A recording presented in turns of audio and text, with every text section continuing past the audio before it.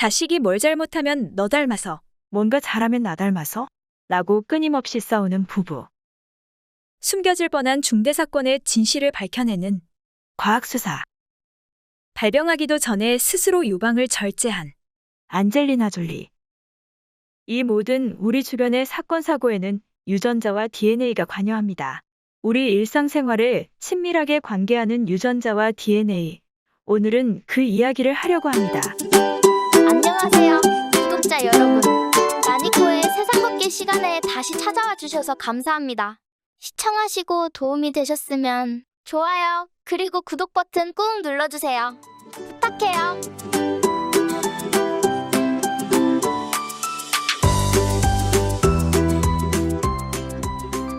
안녕하세요, 구독자 여러분. 오늘도 왕 박사의 세상 걷기 시간에 다시 찾아와 주셔서 감사합니다. 누나도 안녕. 그래, 잘 있었어? 오늘도 누나 옆에서 이야기 잘 들어봐. 그럼 우리 시작할게요.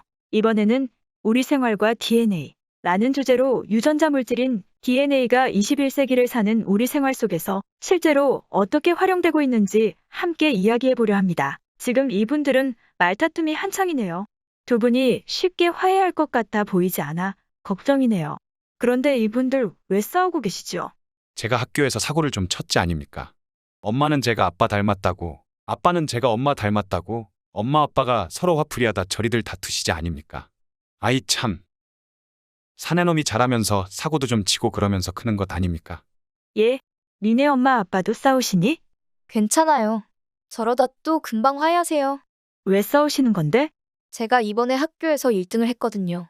좋아들 하시다가 엄마는 제가 엄마 닮았다고, 아빠는 제가 아빠 닮은 거라고 고집들 피우시다 저리들 다투시네요. 이처럼 우리 생활 주변에서 엄마 닮았어, 아빠 닮았어, 또 누구 닮았어, 집안 내력이야 같은 이야기 많이 듣죠.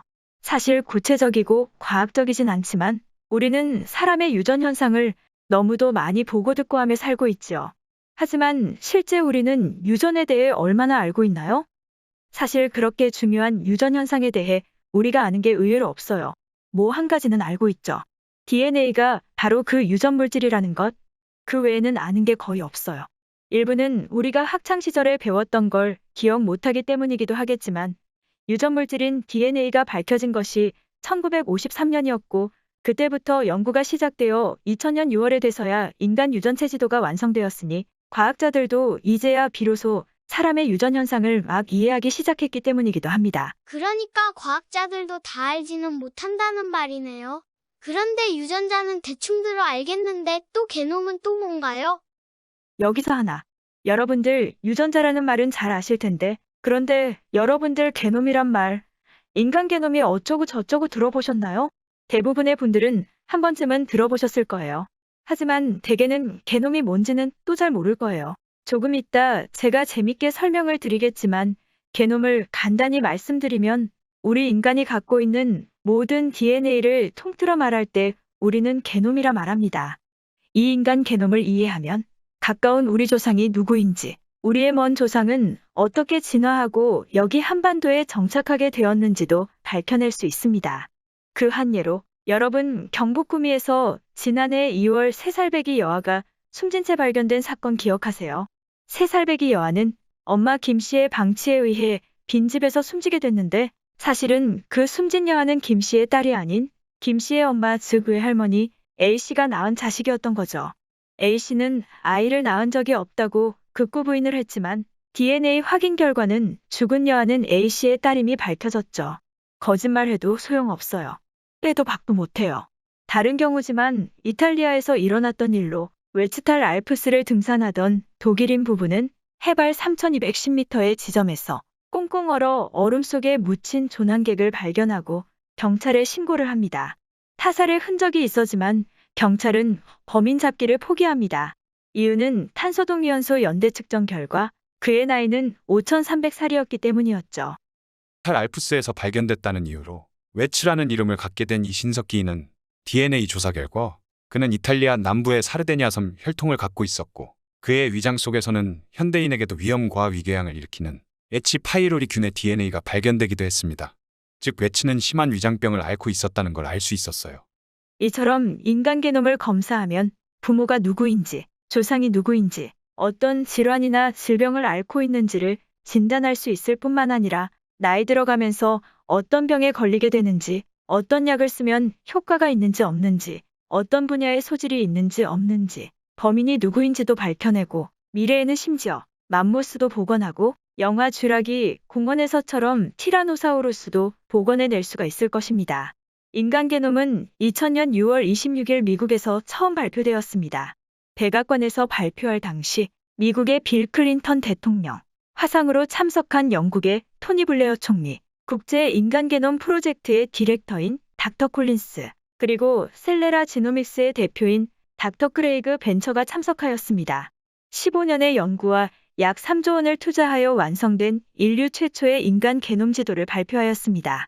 과학계는 최초의 인간 게놈 지도의 완성을 1969년 7월 20일에 있었던 아폴로 11호 닐 암스트롱의 달 착륙에 비교하였습니다. 빌 클린턴도 아주 멋진 말을 하였죠. 오늘 마침내 신이 인간을 창조한 그 언어를 배우게 되었습니다라고 극찬하며 인간 게놈 지도의 완성을 축하하였습니다. Today we are learning the language in which God created life. 인간 게놈 지도의 완성은 병질환의 예방과 치료의 획기적인 발전을 가져올 것으로 기대를 모으며 본격적인 인간 게놈 DNA 시대를 열기 시작했습니다. 우리가 유전이라 할 때에 그 유전자는 단백질을 만들어내는 DNA 지역입니다. 여기 보시면 여기 유전자가 한 개 있죠. 그리고 뚝 떨어져서 여기에 또 다른 유전자가 위치해 있죠. 이처럼 우리 몸 세포 속의 DNA는 유전자만으로 잔뜩 채워져 있는 것이 아니라 실제로 유전자들은 아주 먼 간격을 두고 띄엄띄엄 떨어져 있어서 우리 몸속의 DNA는 유전자인 부분보다 유전자가 아닌 부분이 훨씬 많습니다. 아마도 우리 몸속의 전체 DNA 중에서 유전자에 해당되는 부분은 한 1%밖에 안 될 거예요. 유전자란 말과는 달리 게놈이라는 것은 유전자를 이루고 있는 DNA 지역 외에 기타 DNA를 구성하고 있는 모든 지역을 포함한, 즉 우리 세포 속에 들어있는 모든 DNA를 지칭하는 말이 게놈의 뜻입니다. 따라서 인간 게놈이라 함은 인간 몸속에 들어있는 모든 유전자들과 그 사이사이에 위치한 모든 DNA를 의미합니다. 이제 설명드린 내용과 용어를 간략히 정리를 해보면 예를 들어 어떤 A라는 단백질을 만들어내는 DNA 부분만을 지칭한다면 이는 유전자 혹은 G인에 해당되고, 반면에 생명체의 모든 DNA를 지칭하는 의미라면 이때는 유전체 혹은 게놈이라 표현됩니다. 그러면 여러분들 생각에 인간 세포의 DNA 전체의 염기는 몇 개나 될까요? 글쎄요. 힌트를 주세요. 여러분 이게 뭔지 아시죠? 이건 바닷속에서 사는 성게입니다. 그 작은 성게의 DNA는 약 8억 개의 염기들로 구성되어 있습니다. 그러면 인간은 몇 개의 염기를 갖고 있을까요? 한 100억 개 정도요. 대략 30억 개 정도 된다고 합니다. 개 고양이도 대략 그 정도 된다고 합니다.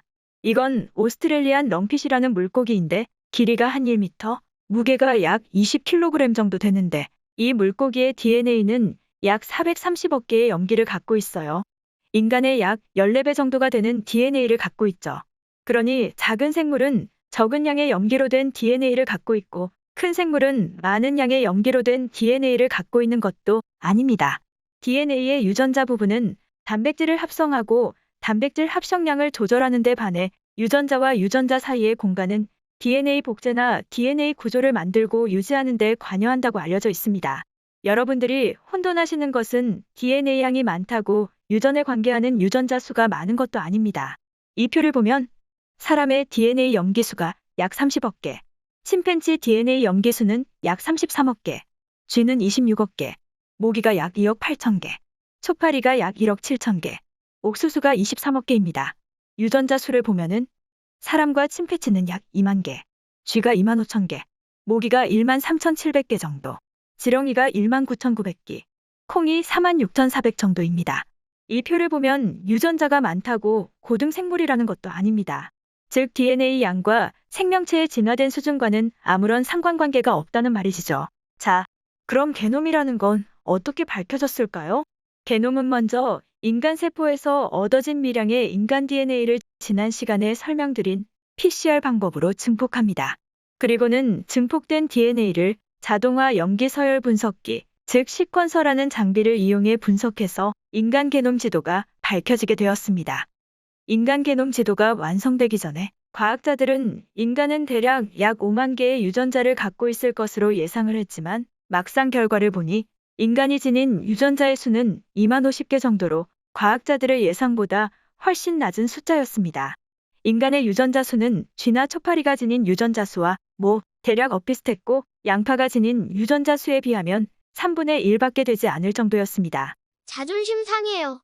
우리의 유전자 수가 겨우 중국집에서 단무지와 곁들여 나오는 양파의 유전자 수의 3분의 1밖에 안 된다니.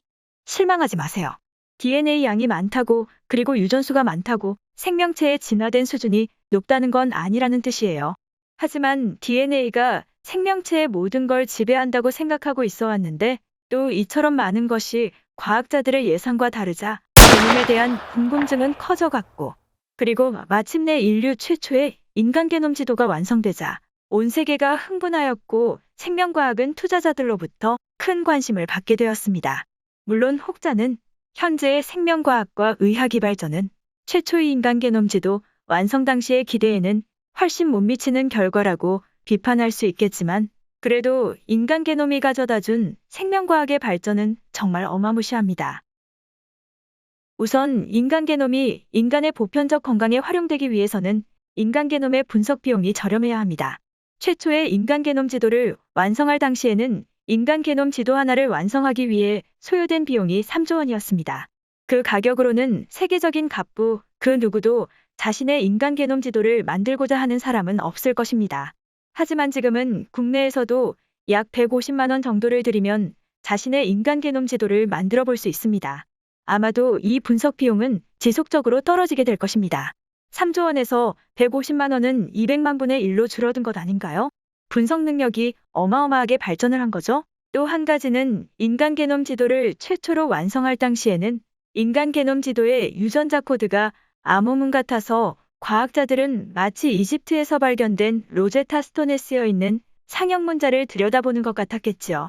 하지만 과학자들이 인간 게놈을 해독하려는 꾸준한 노력 덕에 우리는 생명과학에 새로운 접근법을 갖게 되었음은 물론이고 질병 이근원을 보다 이해하고 생명체 간의 차이를 보다 과학적으로 비교하고 그리고 우리 개인의 가까운 조상은 물론 인류의 조상을 추적하여 인류의 진화를 이해하는 등 마치 허블 천체망원경을 이용해 우주의 탄생을 살펴볼 수 있었던 것처럼 인간은 물론 지구 생명체에 대한 보다 깊은 이해가 가능하게 되었죠. 여러분, 이 사진에는 모두 10명의 성인들과 7명의 아이들이 함께 있는데 성인 10명 중 5명이 암으로 사망했어요. 안 된 일이지만 이 정도면 가족력이 의심이 되죠. 여기 보니 나 찍은 이름이 있네요. 안젤리나. 네, 맞습니다. 미국의 유명 영화배우 안젤리나 졸리의 유명한 사례입니다. 안젤리나 졸리가 2013년 예방적 조치로 유방 및 난소절제 수술을 받았다는 것은 일반인들에게도 잘 알려진 사실이죠. 졸리의 어머니인 배우 마르셀린 버트란드는 난소암에 걸려 2007년 57세로 사망했습니다. 졸리의 이모인 데비 마틴은 2013년 미국 샌디에이고의 병원에서 유방암으로 61살의 나이로 숨졌습니다. 졸리가 수술을 받게 된 것은 그냥 위험할 것 같아서 예방수술을 받은 것이 아닙니다. 졸리 나름의 합리적인 의학적 판단이 있었습니다. 안젤리나 졸리의 게놈은 유전성 유방암과 난소암의 원인인 브레카 유전자 돌연변이를 갖고 있습니다. 졸리 이모도 졸리에게 발견된 것과 같은 브레카 유전자 돌연변이를 갖고 있었다고 합니다.